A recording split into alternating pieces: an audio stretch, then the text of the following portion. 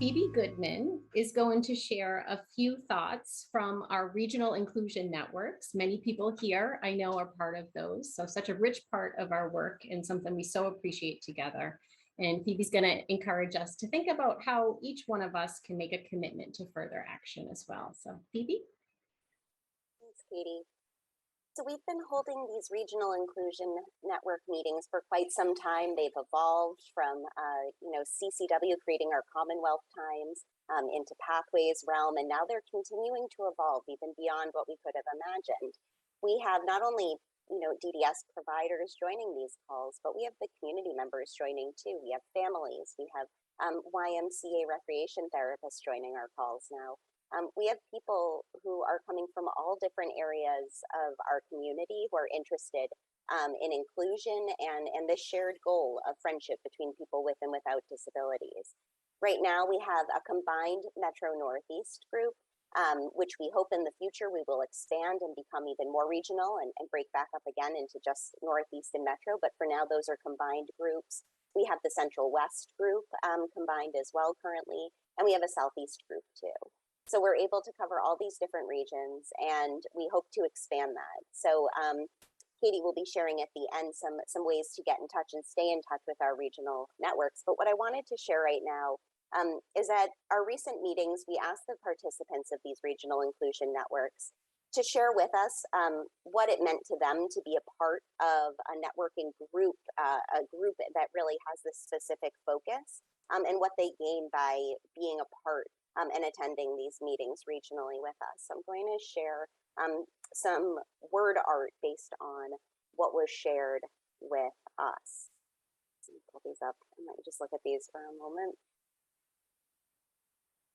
So when we ask people to reflect, coming together as a group, having this opportunity to be together and focus on this, what does that mean to you? And you can see a lot of connection and collaboration, sharing and inspiring.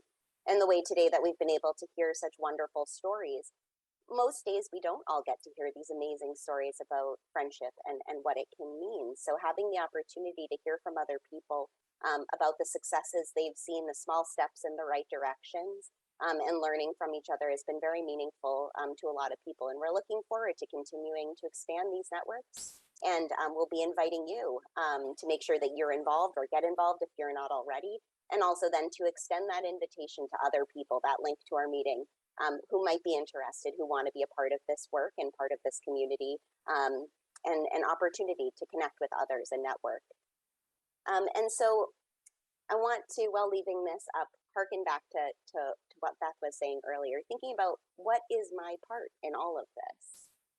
Many years ago, I was lucky enough to hear Tim Vogt speak, and he asked us to make a commitment at the end about what we would do next. What are we going to commit to doing on our end?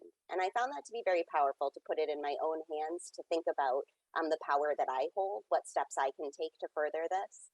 And so I'd like to invite you now to really think about, what is that part that you hold in this greater picture in connecting people with and without disabilities in friendship? What's your role in community inclusion, whether that's professionally, whether that's personally, within your family, within your neighborhood? What part do you play in it? So I'm going to just pause for about 10 seconds and just give everyone a moment to really think, what's your commitment that you're going to make to continue to further these efforts as we move forward?